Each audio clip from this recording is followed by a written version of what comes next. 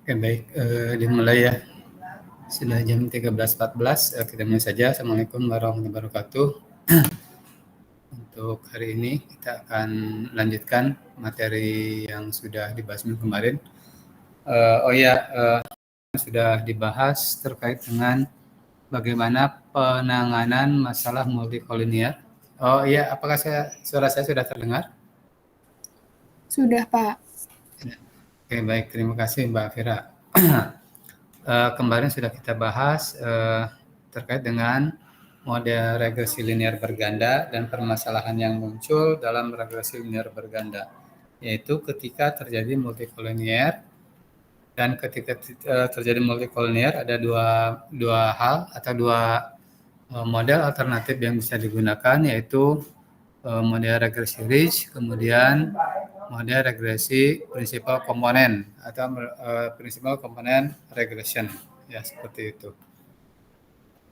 Nah, sebelumnya coba kita lihat dulu ya untuk permasalahan yang lain yang terkait dengan asumsi sebelum ke sini ya, sebelum ke pertemuan 6. Sebentar dulu. Saya coba untuk menyampaikan, mohon maaf ini masih aslinya belum saya ketik ulang ya. Kemarin sudah dibahas beberapa permasalahan yang berkaitan dengan violasi atau pelanggaran terhadap asumsi. Yang pertama adalah ketika terjadi multikolinear, kemudian ketika terjadi autokorelasi, kemudian ketika terjadi heteroskedastisitas, kemudian ketika terjadi sisaan yang tidak normal. Nah, sekarang kita masuk kepada ketika terjadi autokorelasi ya, autokorelasi. Dan bagaimana caranya? Yaitu dengan menggunakan autoregresif ya. Misal gini, misal kita mempunyai sebuah modelnya ini ya, modelnya. Oke, modelnya ini YT sama dengan beta 0 tambah beta 1 X1T dan seterusnya. Lalu ketika terjadi autokorelasi, ya, ketika terjadi autokorelasi dalam errornya, maka error ini harus dimodelkan kembali ya.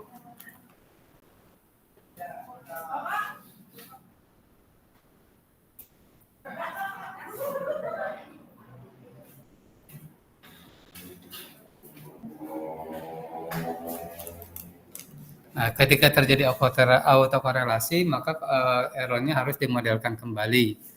Ya. Nah, di sini mutlak errornya kurang dari 1. Ya. Kemudian UT-nya mengikuti distribusi normal dengan min 0 dan varian sigma kuadrat. Nah, baru kalau seperti ini, errornya sudah bagus. Tapi kalau menggunakan yang ini, yang ini berarti errornya masih jelek. Ya, masih jelek.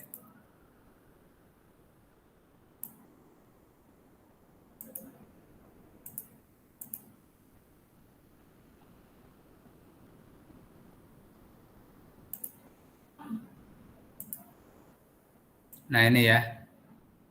Nah, ini ternyata tidak normal. Bagaimana kalau tidak normal dan terjadi autokorelasi, maka ini harus dimodelkan kembali seperti ini. Nah, seperti ini. Jadi, epsilon T sama dengan rho epsilon T tambah error tambah UT ya, UT. Nah, kalau ini sudah normal, berarti ini nanti bisa digantikan yang ini menggunakan ini. Bagaimana caranya? Nanti tinggal ini saja mengganti, bukan mengganti apa namanya, dilakukan differencing. Nah, lalu prakteknya seperti apa? Nah, ini yang disebut dengan prosedur Pokhran-Orcat. Ya.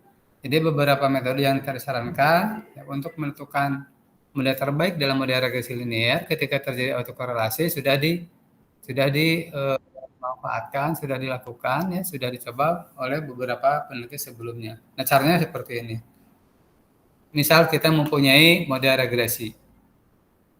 Misalkan Y sama dengan apa gitu ya, modelnya apa. Nah, ini aja lah. Ini aja. YT sama dengan beta 0 tambah beta 1 X1T tambah beta 2 X2T dan seterusnya. Nah, ketika terjadi autokorelasi, ya,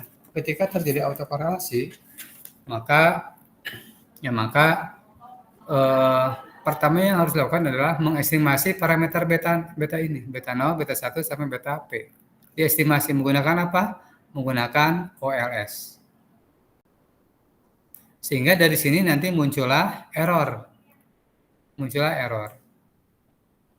Nah, gitu ya. Muncullah error. Nah, lalu ya, error ini digunakan untuk mengestimasi rho berdasarkan persamaan model seperti ini ya. Rho error T-1 tambah UT. Nah, seperti itu ya. Nah, bagaimana cara mencari rho-nya? Rho-nya dicari menggunakan ini. Nah, sehingga nanti untuk mendapatkan modelnya ya, nanti dilakukan first difference, dilakukan diferensial pertama ya. Nah, seperti inilah ya. YT sama YT kurang YT min 1 ya. Kemudian X1T sama dengan X1T dikurangi rho. Jadi yang ini digunakan untuk melakukan differencing. Saya ulangi ya, prosedur ORCAD ya. Pertama, model asalnya itu dibuat. Ya, misalkan Y sama dengan beta 0 tambah beta 1X sama beta 2X dan seterusnya. Lalu si beta ini diestimasi menggunakan metode estimasi parameter OLS. Ya, seperti itu. Lalu setelah diestimasi tentu akan menghasilkan error. Ya. Nah, dari error ini baru nanti estimasilah rho. Menggunakan rumus apa? Menggunakan rumus ini. Ketika rho-nya sudah diperoleh, maka nantinya digunakan untuk melakukan koreksi terhadap Y yang terjadi autokorelasi tersebut. Ya, sehingga untuk setiap variabel itu dikurangi rho kali variabel sebelumnya. Bukan variabel sebelumnya. Nah, sampai sini kira-kira jelas nggak? Sebelum dilanjut. Soalnya sebentar aja kalau yang ini ya. Nanti fokus ke regresi linear, regresi logistik linear. Ada pertanyaan nggak yang ini? Dari saya belum ada, Pak. Oke, baik. Terima kasih ya. Nah, ini kan sudah ditransformasi asalnya Y menjadi Y aksen. Transformasinya melalui ini. Ya. Nah, lalu dari sini nanti yang Y aksen ya, yang Y aksen dibuatlah model seperti ini. Sehingga nanti terdapat hubungan antara beno yang ini, beta 0 ya, beta 0, beta 1 dan seterusnya dengan ini. Nah, ini ya. Ini kan diperoleh nanti ya, ini peroleh gitu ya.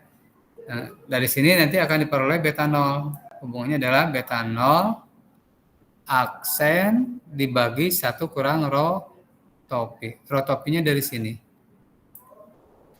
Jadi beta 0 ini sebenarnya adalah beta 0 ini sama dengan beta 0 topi ya. Ya, beta 0 topi. Jadi harus dikembalikan lagi ke asal. Seperti itu ya. Nah, sehingga nanti setelah diperoleh beta 0, beta 1, beta 0 topi atau B1 ya, B0 ya. B0, B1 sama BP, nanti dicari SB-nya. Nah, ini untuk apa? Untuk melakukan uji hipotesis. Untuk dilakukan uji hipotesis. Jadi, prosedur Cochrane-Orcad itu yang pertama adalah mengestimasi parameter model asal menggunakan OLS. Kemudian yang kedua adalah mengestimasi rho berdasarkan error-error yang diperoleh pada tahap pertama. Maksudnya pada tahap estimasi parameter menggunakan KLS. Kemudian yang ketiga adalah mentransformasi Y ya, ke Y aksen.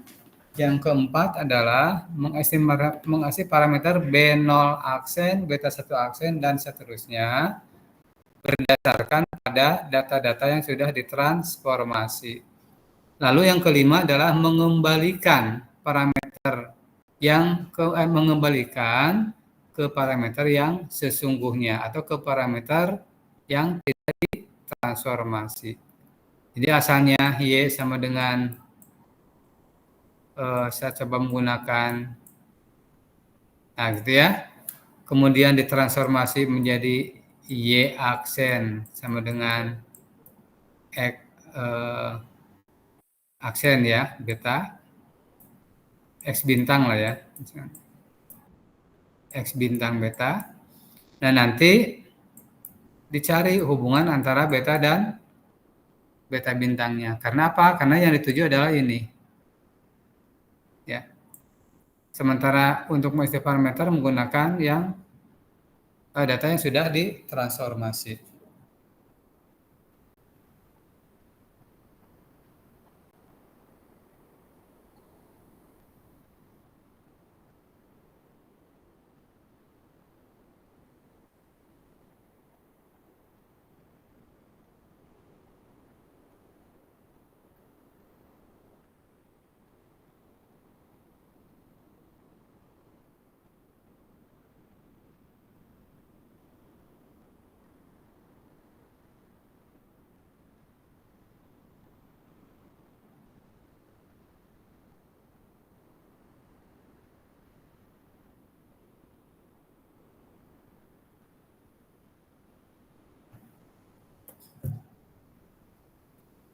Oke, berikutnya adalah ini sudah ya. Berikutnya adalah uji Durbin-Watson. Uji ini digunakan sebentar ini dulu coba.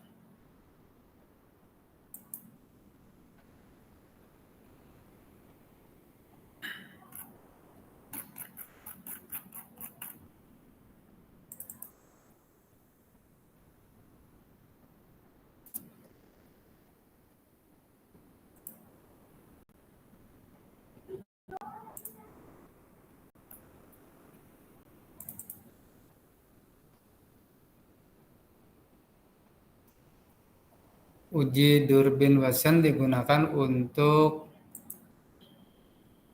homoskedastisitas ya, menguji ya. Nah sekarang coba Anda lihat ya cara menentukan. Jadi DW test ya atau uji Durbin-Watson ini menggunakan informasi error ya, menggunakan informasi error untuk menguji korelasi juga ya, untuk menguji korelasi apakah terdapat korelasi serial di antara observasi. Nah kalau sampai terjadi korelasi serial, maka model yang kita buat itu, model yang kita bentuk itu menjadi model yang tidak efisien. Sebenarnya korelasi serial itu seperti apa ya? Jadi terdapat korelasi yang linier ya, antara data pengamatan yang pertama dengan setelahnya atau data pengamatan sekarang dengan setelahnya atau dengan sebelumnya. Nah, bagaimana menentukan uji statistiknya? Yaitu menggunakan uji Durbin-Watson. Rumusnya seperti ini. Jadi kalau kita punya model ini ya, misalkan gini, beta 0 ya, tambah beta 1 X1 tambah beta 2 X2 tambah error, misalnya seperti ini ya. Nanti kan dari sini peroleh estimatornya. ya, sama dengan beta 0 topi tambah beta 1 topi X1 tambah beta 2 topi X2. Nah, nanti diperoleh error sama dengan Y kurang Y topi. Nah, seperti itu ya. Sehingga dari sini diperoleh data-data ini. Kemudian dari sini dihitung statistik DW-nya. Itu soliditas saja terkait dengan beberapa uji yang digunakan untuk mendeteksi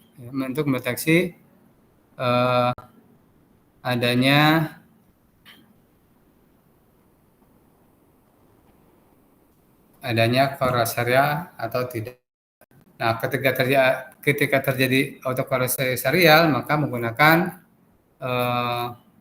prosedur Cochrane. Jadi kalau yang ini untuk menyelesaikannya, kalau yang ini untuk mengujinya. Kalau ada nggak kasus korelasi serial dalam model regresi linier? Nah, itu berarti menggunakan uji ini. Kemudian bagaimana kalau terjadi korelasi serial? Maka menggunakan prosedur ini, ya. Nah, seperti itu. Oke, kita lanjut untuk materi berikutnya adalah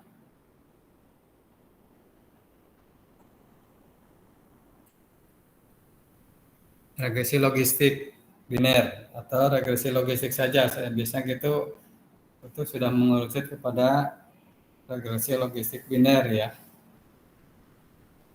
Nah, di pertemuan ini kita akan keluar dari yang biasa yaitu regresi linier ya.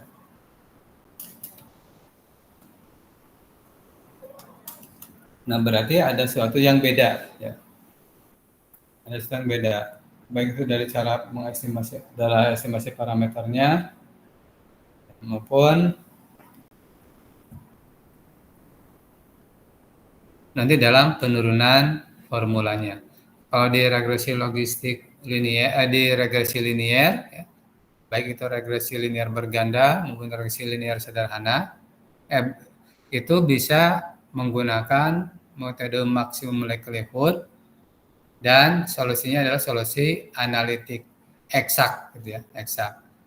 Yang sudah kita tahu bahwa beta 0, gitu ya, beta 0 sama dengan X transpose inverse ya. Sebentar.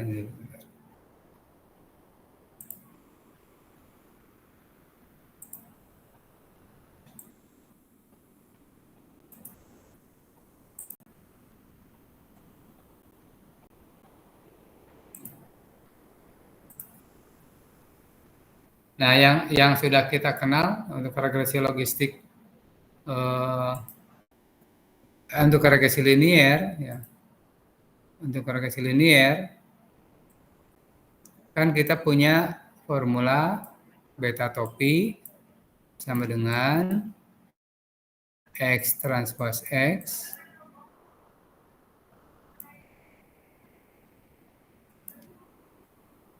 inverse X transpose Y. Ini kalau modelnya Y sama dengan X beta tambah error. Jadi si estimator seperti ini. Syaratnya ya kemarin sudah dibahas, ini tidak boleh singular. Ya, kalau singular berarti ini tidak jadi. Dan regresi logistik atau regresi logistik biner. Ya.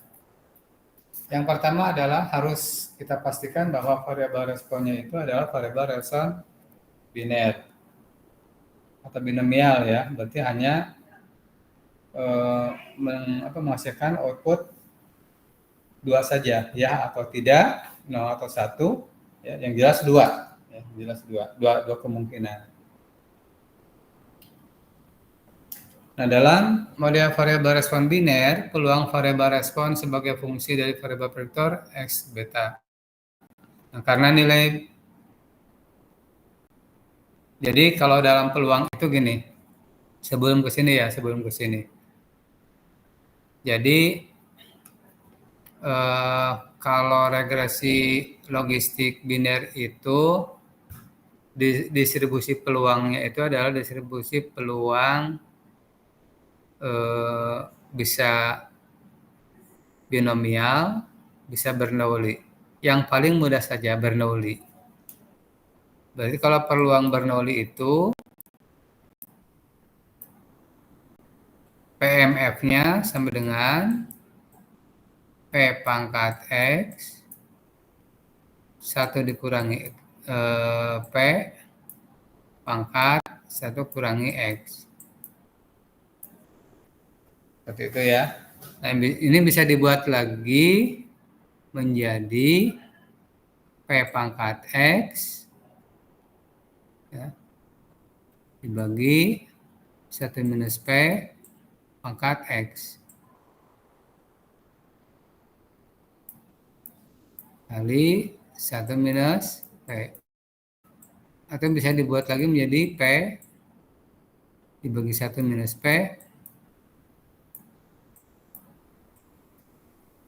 pangkat X kali 1 minus X.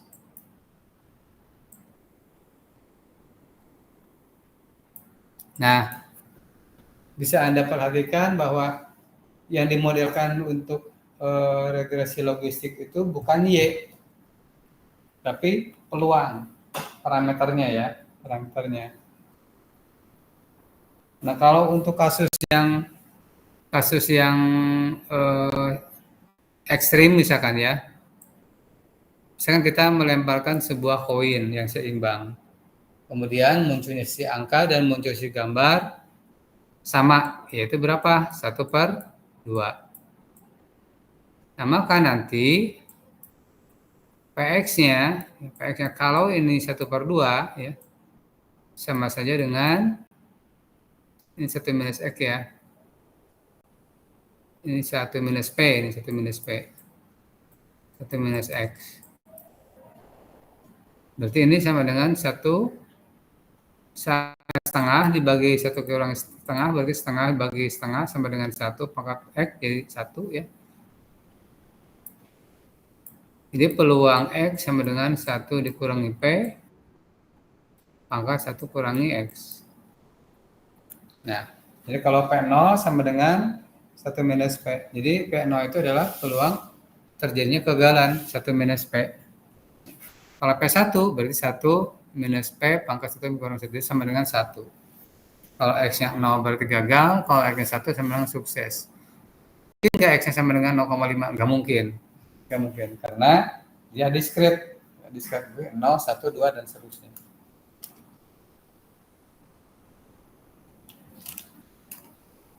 Ini konsep dari regresi logistik. Jadi regresi logistik itu adalah regresi untuk memperlihatkan peluang. Entah itu peluangnya peluang Bernoulli, peluang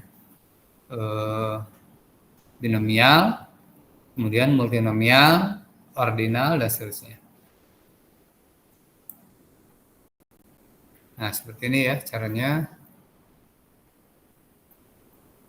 Jadi, beberapa model yang dapat digunakan untuk pemodelan regresi pada variabel respon yang biner, itu mungkin probit, mungkin lobit, mungkin komplementari log-log. Yang sering kita gunakan adalah logit atau yang dikenal dengan regresi logistik. Yang kita kenal dengan regresi logistik.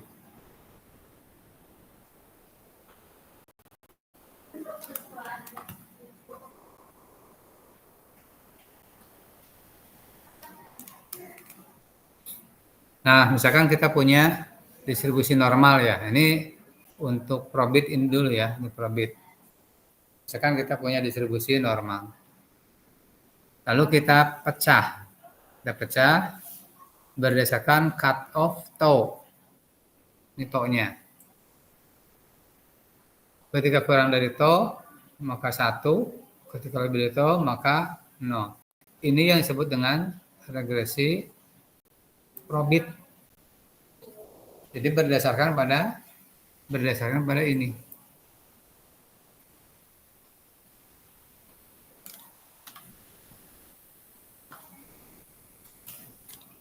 berdasarkan pada CDF distribusi normal baku. Ya. Kemudian logit dan komplementari logit.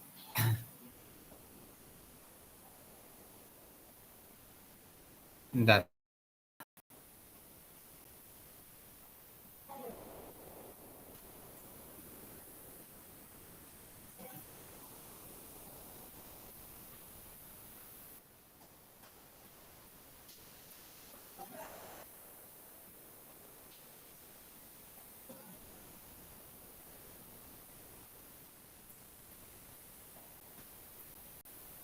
Jadi mana ya? Oh ini ya. Nah ini. Ini untuk complementary law. Ya. Jadi sebenarnya ini menggunakan fungsi penghubung log. Ya. Log di sini adalah learn, log e gitu ya, learn. Tapi di dalam bahasa pemrograman ataupun di model jangan tulis learn ya, tulisnya adalah log. Logit P sama dengan log P dibagi 1 minus P. Log P sama dengan logit P sama dengan log P. Sedangkan kalau log mu sama dengan log dalam kurung negatif log 1 minus P. Ini biasanya digunakan untuk distribusi gambar atau distribusi extreme value. Jadi seperti inilah apa namanya bentuknya. Maka menggunakan complementary log. Sekarang fokus ke sini aja, logit.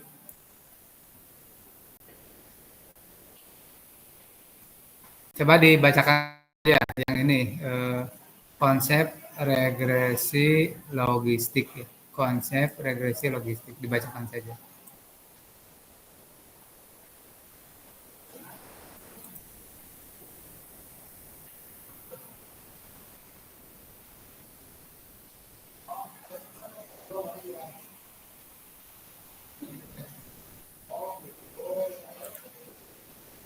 Siapa yang bersedia bacakan ini? Saya, Pak. Ya, untuk Rahma ya. Iya, Pak. Konsep regresi logistik. Regresi logistik merupakan statistika untuk menganalisis hubungan antara variabel kategorik dengan variabel prediktor menurut Hosmer dan Lamsou. Variabel prediktornya berupa kontinu, kategorik, atau campuran. Berdasarkan jumlah variabel prediktor regresi logistik, itu ada regresi logistik sederhana dan regresi logistik berganda.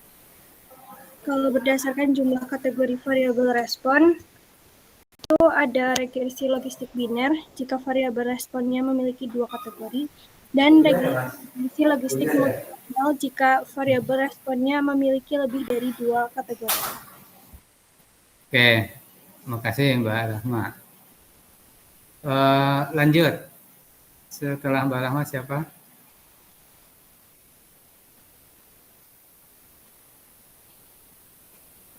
Atau dilanjut aja Mbak Rahma, lanjut aja. Dua slide lah ya. Jadi untuk Y Bernoulli, P atau probability mass function PMF, PYI sama dengan P pangkat Y, I 1 min P pangkat 1 min YI. YI-nya sama dengan 0, 1. Terus misalkan terdapat variabel respon YI yang berdiskus Bernoulli, untuk P-nya Bernoulli P, I sama dengan 1, 2, sampai N dapat dinyatakan pula dengan PYI sama dengan P dibagi 1 min P pangkat YI, 1 min P dengan YI-nya sama dengan 0, 1. Terus YI Bernoulli P termasuk keluarga eksponensial, PMF-nya itu bersama dari Y Bernoulli P. Terus untuk sampai sini dulu, Mbak Rahma, makasih ya. Jadi untuk regresi logistik biner itu variabel Y-nya berdistribusi Bernoulli. Apa itu berdistribusi Bernoulli? sebuah variabel acak yang menghasilkan dua kemungkinan dari sebuah percobaan atau dari satu percobaan. Nah, kalau percobaannya diulang-ulang nanti akan menghasilkan distribusi binomial. Tapi tetap dia bermain dengan probabilitas. Itu apa? Probabilitas sukses atau peluang sukses ya, dan probabilitas gagal. Nah, probabilitas sukses itu dilambangkan dengan P. Ya. Contohnya gini ya, makna model ya, dengan yang tanpa model. Jadi gini, misalkan ketika kita menebak sebuah soal, ya, misalkan ada soal dengan 4 jawaban. Salah satu di antara keempat jawaban tersebut bernilai benar. Misal seperti itu ya. Nah, jadi ada soal, kemudian ada soal, kemudian nanti ini ya, bentar ini dulu. Dan kelihatan. Ya. Oh, ini.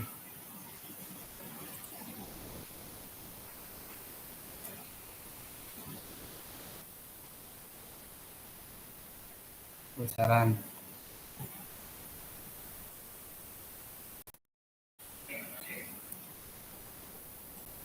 Nah, misalnya ada soal A, ya nanti jawabannya ada A, ada B, ya. Ada A, misalkan ya, kemudian B, kemudian C, kemudian D. Di antara ini ada yang benar. Berarti ketika kita menjawab soal, dua kemungkinan salah atau benar. Salah atau benar. Nah, itu disebut dengan percobaan Bernoulli. Percobaan Bernoulli. Nah, sekarang misalkan seorang mahasiswa diminta untuk menjawab soal pilihan ganda. Nah, lalu soal tersebut diberikan secara mendadak. Sehingga mahasiswa tidak melakukan persiapan terlebih dahulu, artinya tidak belajar dulu. Misalkan nanti peluang menjawab benarnya dinyatakan dengan P. Ya. Lalu ada orang yang di waktu yang sama diberi pertanyaan A, ya, diberi pertanyaan, kemudian disuruh untuk menjawab, memilih salah satu dari jawaban yang ada. Di mana salah satu jawaban yang ada yang benar gitu ya. Namun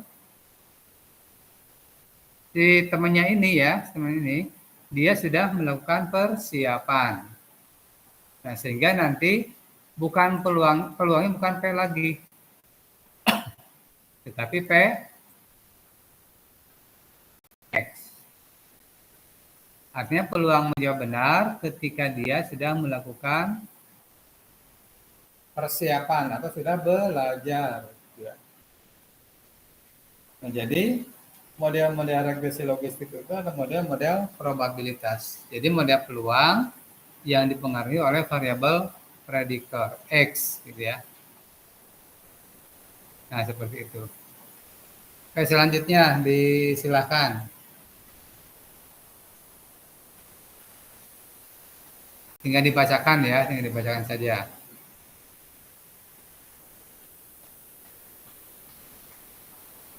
Anissa, ada Anissa?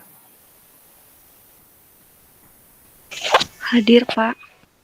Ya, silakan dibacakan, Mbak. Kelihatan enggak? Kelihatan, Pak. Silakan dibacakan ya. Sampai YN sama dengan P per 1 kurang P pangkat sigma I sama dengan 1 sampai N YI dikali 1 kurang P pangkat N dengan YI-nya sama dengan 0 dan 1. PYI sampai dengan YN sama dengan eksponensial sigma I sama dengan 1 sampai N YI ln P per 1 kurang P dikali 1 kurang P pangkat N dengan YI sama dengan 0 dan 1. Jika terdapat K variabel prediktor X1 sampai K XK yang mempengaruhi Y dan P X1 sampai XK dengan P Y sama dengan 1 X1 sampai XK adalah peluang sukses jika diberikan variabel prediktor X1 sampai XK. Maka ln P per 1 kurang P sama dengan ln P X1 sampai XK per 1 kurang P X1 sampai XK. Ln Px per 1 kurang P kali X sama dengan beta 0 ditambah beta 1 dikali X1 ditambah sampai beta K dikali XK. Oke, terima kasih ya. Nah, di sini ada perpindahan notasi, ada perubahan notasi dari P menjadi V. Itu semata-mata hanya untuk menyesuaikan dengan textbook yang ada. Ya. Jadi, Px itu adalah peluang sukses ketika ada prediktor X, ketika ada variabel X. Ya, itu adalah peluang sukses ya. Nah, artinya nanti model probabilitas ini dipengaruhi oleh variabel X1, X2 sampai dengan X. Nah, sehingga bagaimana cara menentukan, cara mencari beta 0 dan seterusnya, itu ada dalam metode estimasi tersendiri. Ya, oke, dilanjut Mbak. Sebentar, belum saya tulis. Mbak siapa tadi? Lupa. Anissa, Pak. Mbak Anissa ya. Oke, dilanjut Mbak Anissa. Estimasi parameter model RL metode MLE. Regresi logistik ya. RL regresi logistik. Iya, Pak. YI bernoli P dengan I sama dengan 1 sampai N. P sama dengan PI sama dengan 1 sampai N. P pangkat YI dikali 1 kurang P pangkat 1 kurang YI. Rho sama dengan PXI transpose. Karena PXI transpose merupakan fungsi dari parameter beta 0 sampai beta K, misalkan beta sama dengan beta 0 sampai beta K. LPIXI transpose sama dengan PI sama dengan 1 sampai N, P dikali XI transpose dipangkatkan YI dikali 1 kurang P XI transpose dipangkatkan 1 kurang YI. L beta sama dengan P1 sama dengan I sama dengan 1 sampai N dikali P XI transpose per 1 dikurang P XI transpose pangkat YI dikali 1 kurang P dikali XI transpose. Oke, sebentar. Ini mengestimasi parameter pada model regresi logistik menggunakan MLE ya. Saran seperti ini jadi pertama membentuk maksimum likelihood dulu. Likelihoodnya dibentuk seperti ini. Kemudian disederhanakan lagi menjadi seperti ini. Ya, mengapa di sini asalnya LV, X dan seterusnya menjadi L beta? Karena si peluang ini merupakan fungsi dari beta. Dari mana tahunya dari sini? Ini fungsi dari beta. Jadi kita tinggal menentukan beta mana yang dapat memberikan L yang maksimum. Ya. Oke, dilanjut. Siapa tadi? Setelah Mbak Anissa ya, silakan. Siapa lagi?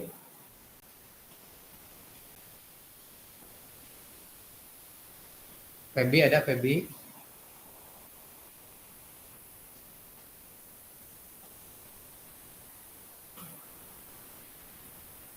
Kira aja ketuanya, monggo. Oh, Febi ada, Febi? Iya, silakan Febi. Iya, Pak. Ya, dibacakan aja, Febi. Estimasi parameter model regresi logistik metode MLE. Kemudian beta sama dengan ln beta sama dengan ln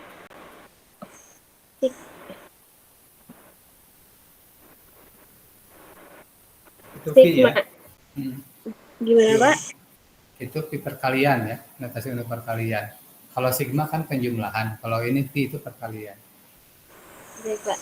PI sampai EI dari 1 sampai N, PXI aksen dikali YI 1 min Pi XI aksen pangkat 1 min YI. Kemudian sama dengan ln PI sampai dari 1 sampai N, PXI aksen per 1 min PXI aksen dipangkatkan YI. Dikali 1 min PXI aksen.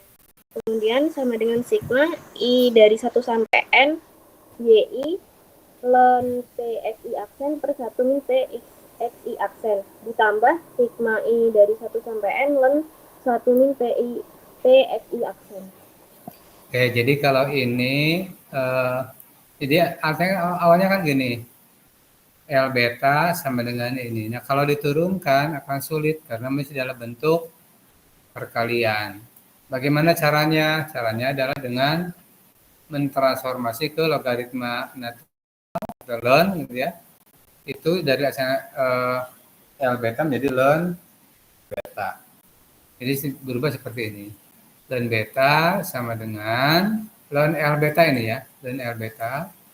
Jadi ini tinggal dilenkan saja yang ini, ya, jadi Pi menjadi sigma gitu ya, dan seterusnya. Ini diuraikan dulu, disederhanakan hanya uraian yang sederhana ini ya, sehingga hasil aja seperti ini hasil akhirnya. Nah, bagaimana cara menentukan beta yang dapat memaksimumkan fungsi ini? Maka dengan turunkan. Jadi seperti ini ya. Seperti ini karena ln Px per 1 milisekund ini tadi sudah kita singgung. Kemudian Vx-nya adalah ini ya. Nah, ini agak rumit ini, agak rumit. Karena ini tidak eksak. Tidak eksak. Saling terkait lah ya. Nah, dilanjut, siapa tadi Mbak Febi ya, yang ini aja, Mbak Febi. Sebentar, ini agak rumit juga. Mana ya?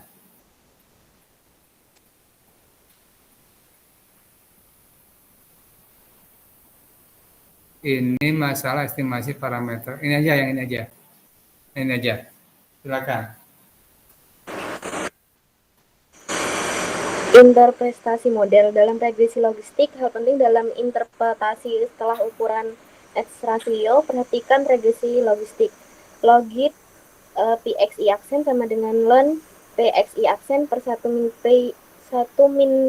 PXI aksen sama dengan beta 0 ditambah beta 1 XI 1 ditambah B JXIJ ditambah sampai dengan BK XIK.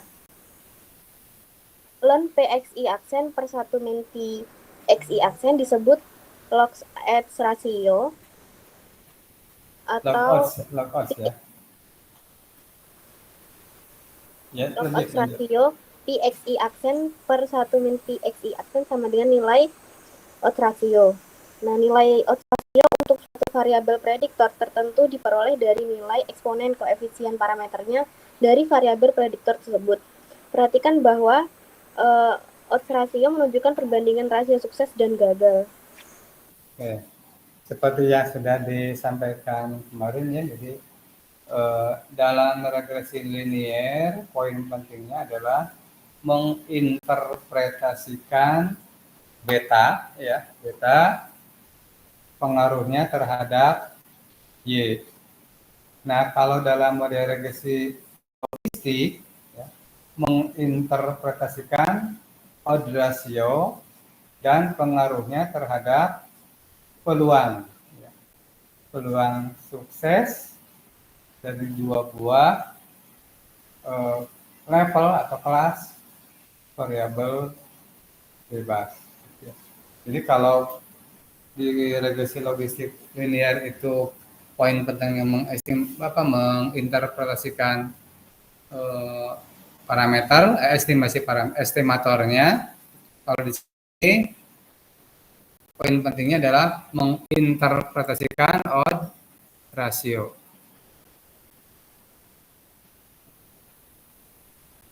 Ini lewat saja. Nah, sekarang perhatikan yang ini penting ya, ini penting.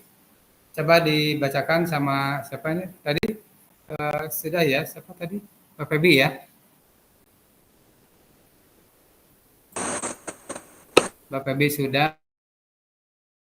Sekarang ketua kelasnya lah ya. Mbak Fira, silakan Mbak Fira.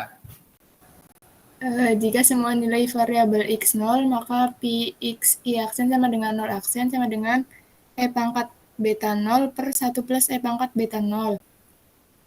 Jika diambil x i aksen sama dengan 0 aksen, sehingga log odds sama dengan beta 0.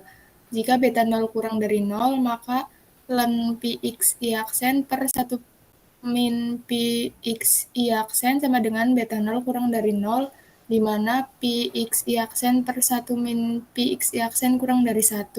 Sampai sini dulu ya, sebentar ya, sebentar. Kan kita punya model ini ya, ya. Nah, ini. Sedangkan X aksen betanya adalah ini. Nah, ini. Berarti ln Px ya, per 1 minus Vx itu ya sama dengan ini. Nah, misalkan semua X-nya adalah 0. Jadi ini sama dengan 0. Yang tersisa adalah beta 0. Jadi kalau ln V per 1 minus V, misalkan gitu. Misal seperti sama dengan beta 0 ya, beta 0. Nah, kalau beta 0-nya ini, maka seperti ini. Jadi, kalau ini negatif, E pangkat sebuah bilangan negatif. Misalkan E pangkat negatif 2. Berarti 1 minus, 1 dibagi E pangkat 2. Ini pasti kurang dari 1. Maksudnya gitu. Jadi kalau beta 0-nya negatif, maka ininya kurang dari 1. Artinya, coba dilanjut, Mbak Fira. Artinya peluang terjadinya sukses kurang dari peluang terjadinya gagal. Jika beta 0 Dilanjut. Jika beta 0 lebih dari 0, maka ln pi x i aksen per 1 min pi x i aksen sama dengan beta 0 lebih dari 0 dengan pi x i aksen per 1 min pi x i aksen lebih dari 1. Peluang terjadinya sukses lebih dari peluang terjadinya gagal. Jika beta 0 sama dengan 0, maka ln pi x i aksen per 1 min pi x i sama dengan 0 dengan pi x i per 1 min pi x i aksen sama dengan 1. Peluang terjadinya sukses lebih dari peluang gagal. Oh, ini salah ya, sama dengan maksudnya. Salah saya. Ini sama dengan. Kan ini yang di atas sukses ya, pembilang sukses, yang bawah itu gagal. Ini salah, harusnya sama dengan gagal. Jadi kalau ini sama dengan 0, kalau ln misalkan. Ln A dibagi 1 minus A sama dengan 0 misalkan dia. Nah, berarti kan A dibagi 1 minus A sama dengan E pangkat 0 kan. E pangkat 0 sama dengan 1. Berarti A dibagi 1 minus A sama dengan 1. Berarti A sama dengan 1 minus A. Berarti peluang sukses sama dengan peluang gagal. Dilanjut, Mbak Fira, sekali lagi. Odds ratio menggambarkan perbandingan antara odds dari sebuah kategori dengan odds yang berada pada kategori. Untuk menentukan odds ratio atau odds ratio variabel prediktor tertentu, maka variabel prediktor lain dianggap tetap. Untuk variabel prediktor biner xk sama dengan 1 dan xk sama dengan 0, yaitu odds ratio sama dengan pxk aksen per 1 min pxk aksen sama dengan E pangkat beta 0 plus beta K per E pangkat beta 0 sama dengan E pangkat beta K. Artinya bahwa odds kategori 1 E pangkat beta K kali odds kategori 0. Untuk variabel prediktor kontinu, xk sama dengan xk plus 1 dan xk sama dengan xk, yaitu odds ratio sama dengan pi xk aksen per 1 min pi xk aksen sama dengan e pangkat beta 0 tambah beta k tambah beta k kali x per e pangkat beta 0 tambah beta k kali x sama dengan e pangkat beta k.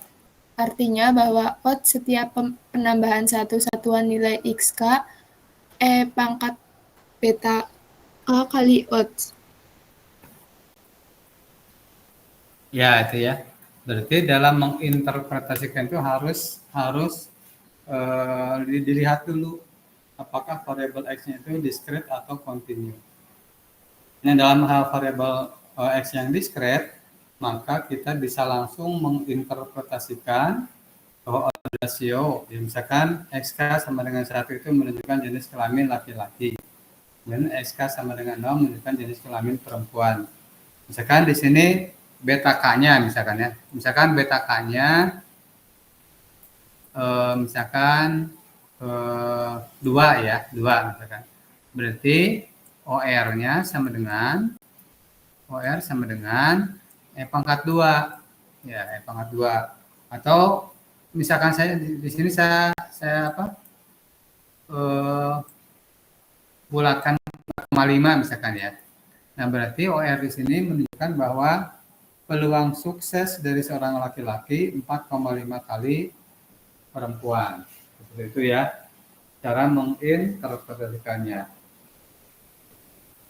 Kalau kasusnya kasus kegagalan, misalkan di sini X1-nya laki-laki, X sama dengannya perempuan. Jadi peluang gagal seorang laki-laki 4 kali 5 perempuan. Jadi kalau begitu ketika ada 9 orang, ya, ketika 9 gagal yang laki-laki, perempuan itu baru hanya 2 orang, gitu ya.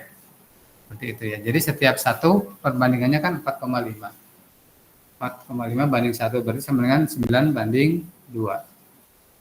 Jadi nanti ketika menginterpretasikan, perhatikan variabel prediktornya.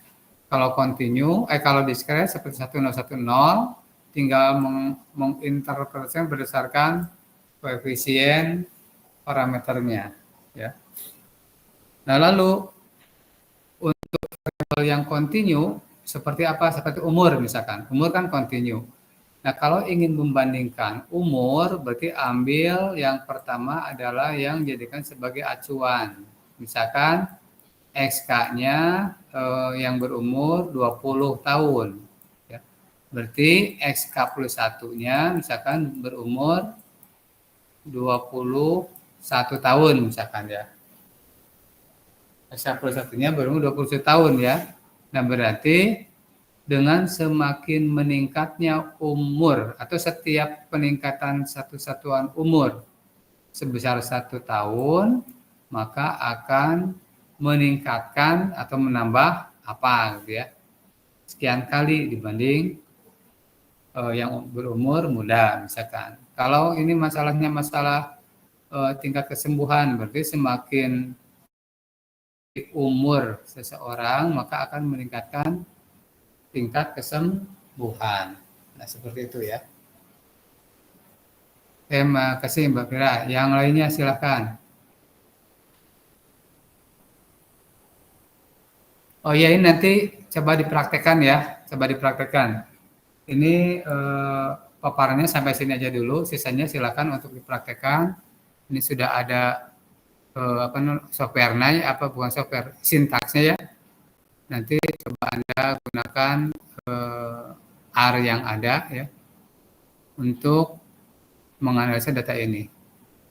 Ya, nanti ini coba dianalisis satu kelas aja lah. Satu kelas cukup 1 orang, nanti dipaparkan ya, untuk minggu depan. Silakan, barangkali ada pertanyaan sampai sini.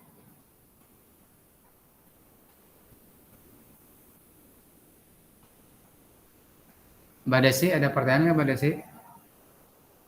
Dari saya belum ada, Kakak. Belum ada, oke. Fatimah, Mbak Fatimah, ada? Ada pertanyaan tidak? Dari saya belum ada juga, Bapak. Oke, gitu dulu aja ya untuk hari ini.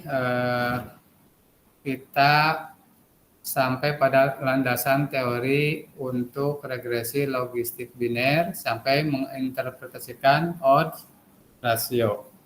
Untuk prakteknya silakan di sisa waktunya untuk dicoba, nanti dipaparkan di slide di pertemuan ke-7. Satu orang sajalah satu kelompok ya untuk menyampaikan. Tapi yang lainnya nanti di-share. Yang lainnya di-share supaya bisa juga ya. Oke.